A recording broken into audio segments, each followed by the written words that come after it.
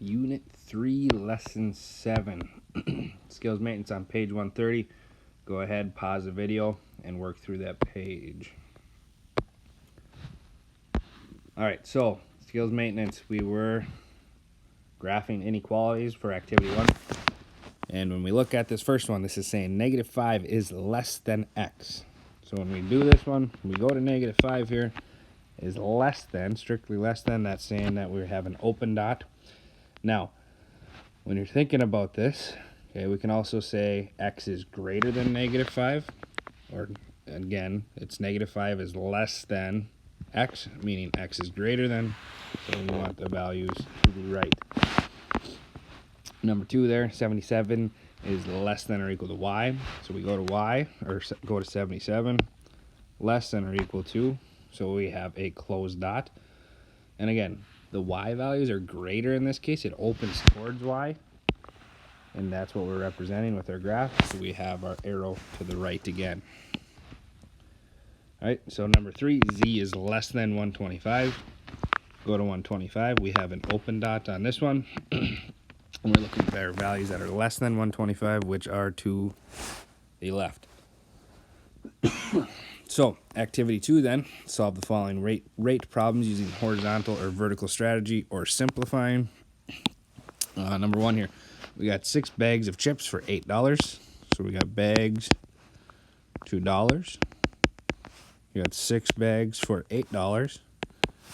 And then 9 bags for X dollars. So in this case, we're looking to see if we can go from 6 to 8 or 6 to 9. There's no easy way of doing that. So we need to simplify that 6/8. 6/8. So we're looking for that greatest common factor, which is 2, which will give us 3/4. So we're going to replace this 6/8 with 3/4. Then I have an easier time by going from 3 to 9 by 3 times 3. So 4 times 3. We get an x value of 12. Which is saying we can get 9 bags of chips for $12. Number 2 there. 6 bottles of cola for $4. So we're talking cola, $2. We got 6 bottles for $4. 9 bottles for Y dollars. So we're trying to solve for Y. Again, now, there's no easy way to go from going to 6 to 9 or from 6 to 4. So we need to simplify 6/4. Again, dividing top and bottom by 2, which is that greatest common factor, which will give us 3/2. So going in, replacing that 6/4 with 3/2. 3 times 3 is 9. So using our horizontal method, 2 times 3, we get y is equal to 6. So we're getting 9 bottles of cola for $6. Number 3 there, loaves of bread for 3 loaves of bread for $3. So we're talking loaves of bread for dollars, 3 loaves for $3, 1 loaf for Z. Okay, so the way I'd go, there's plenty of method, either horizontal or vertical here. Using that vertical, 3 times 1 is 3, so 1 times 1 is 1. Z is equal to 1, so you're getting 1 loaf of bread for $1. Alright, so today I will represent word statements using compound inequalities. I will graph inequalities on a number line. So up to this point, we've been able to graph x is greater than 5. In this case, you'd have that open circle at 5. Values greater are to the right. So then we do our shading to the right. Okay, we got another one, x is less than 10. So we'd have that open dot at 10, and then shade it to the left. Now, for a compound inequality, we're saying that x is greater than 5 and x is less than 10. So, one way we can write this is like this. So, we got 5 is less than x and less than 10.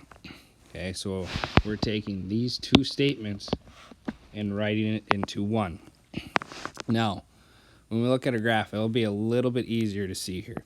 Okay, so when we graph this, we would say I'm going to do it this way. Okay, x is greater than 5, so we do this. And we would go that way.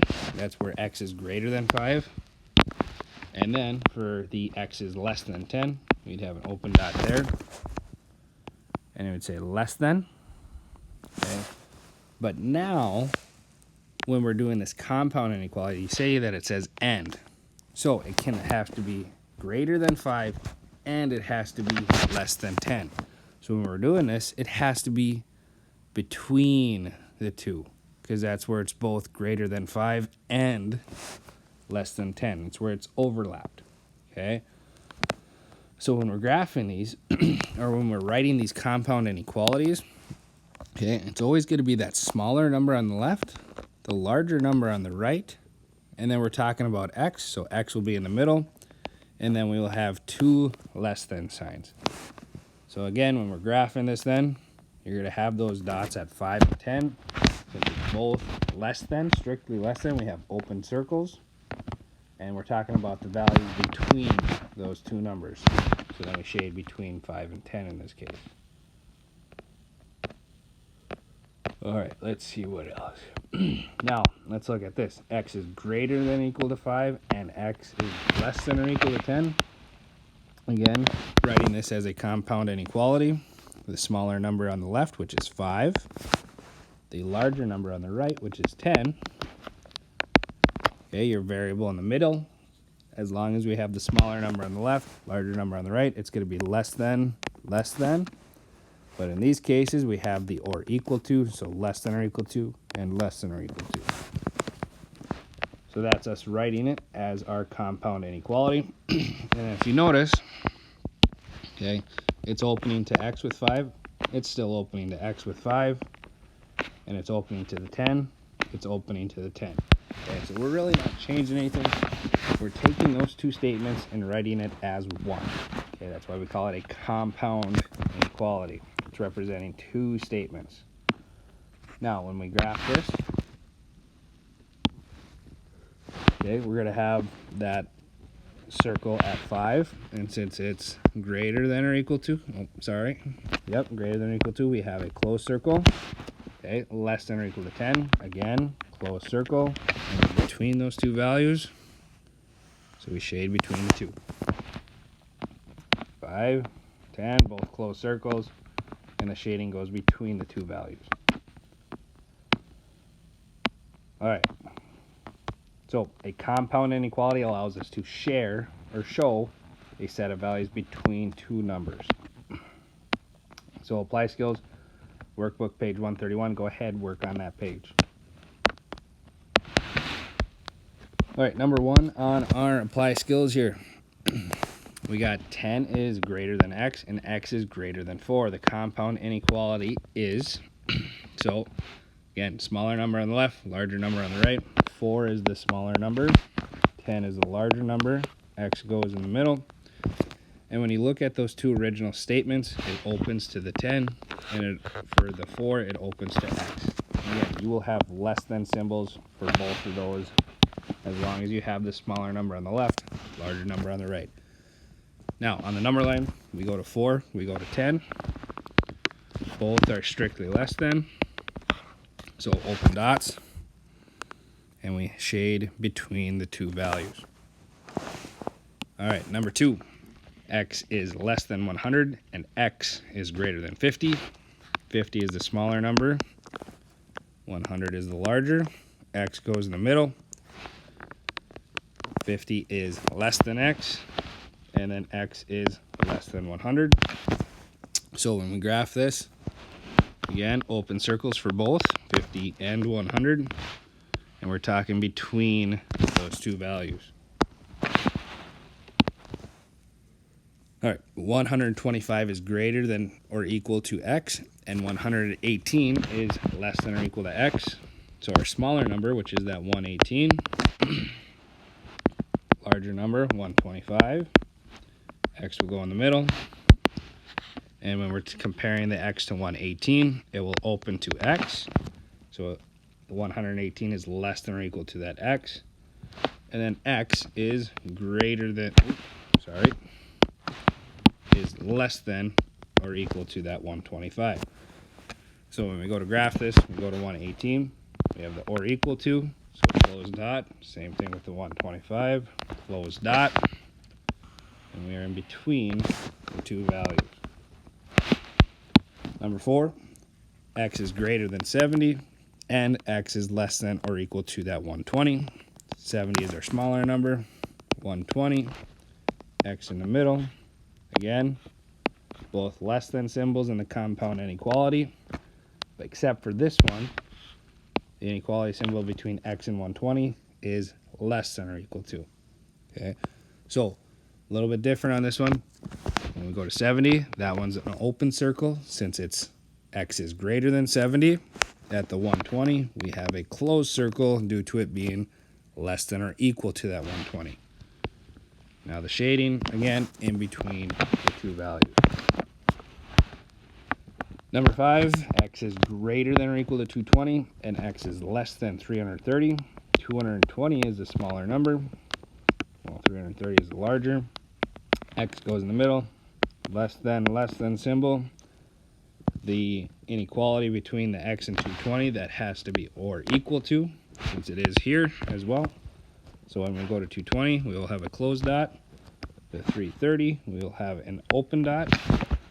And we're in between those two values. All right, that was our apply skills. Moving on to our problem solving, I will apply inequality situations that occur in the real world. So, page 132. Looking at this, look at the general algebraic and word statements that use compound inequalities. For each problem, write a sentence that represents a situation that could be described with the general statement. Then show the inequality on the number line. So, the inequality is 125 less than m less than 365, where m represents money in dollars. So, when I'm writing a situation for this, m is representing the money, and we have more than 125 because m is strictly greater than 125, but less than 365. Now, let's say I have more than $125, but less than $365. Okay, and when we say that, we are strictly meaning we have more than, and then strictly less than. We can't have 125. I can have $125.01, but not 125, and then same thing for that 365.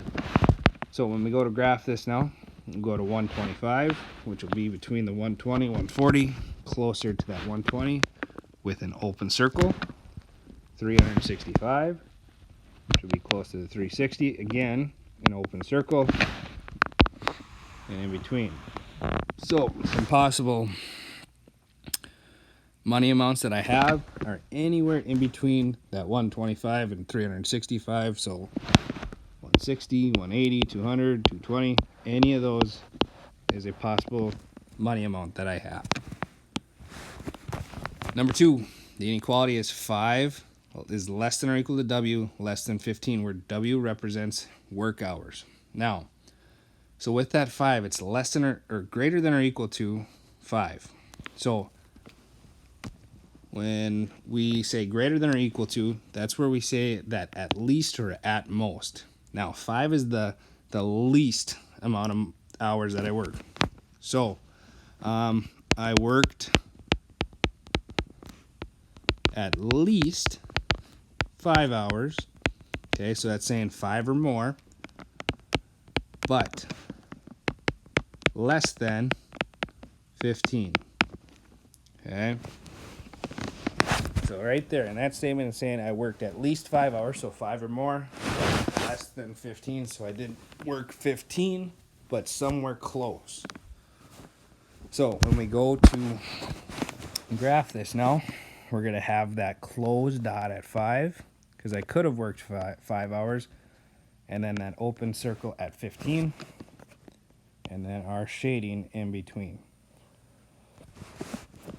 All right, number 3, 25 is less than or equal to B. less than 45, where B represents the number of boys. Okay. So there can be 25 since we have that or equal to. So there were at least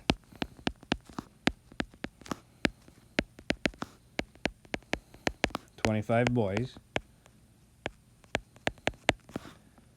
but less than 45. Okay. So again, saying that at least 25 boys, that's saying it could be 25 or more. But then we also have that other restriction that it has to be less than 45. So going to graph this, we'll have that closed circle at 25. We'll have an open circle at 45. And that shading between those two values. So for this situation, we could have had 25 boys. We could have 30, 35, 40, 44. We can't have 45. That's why we have that open circle at 45. And the fact that it was strictly less than 45. All right, so that was lesson 7. If you have questions, make sure you ask those in class. Otherwise, have a good day.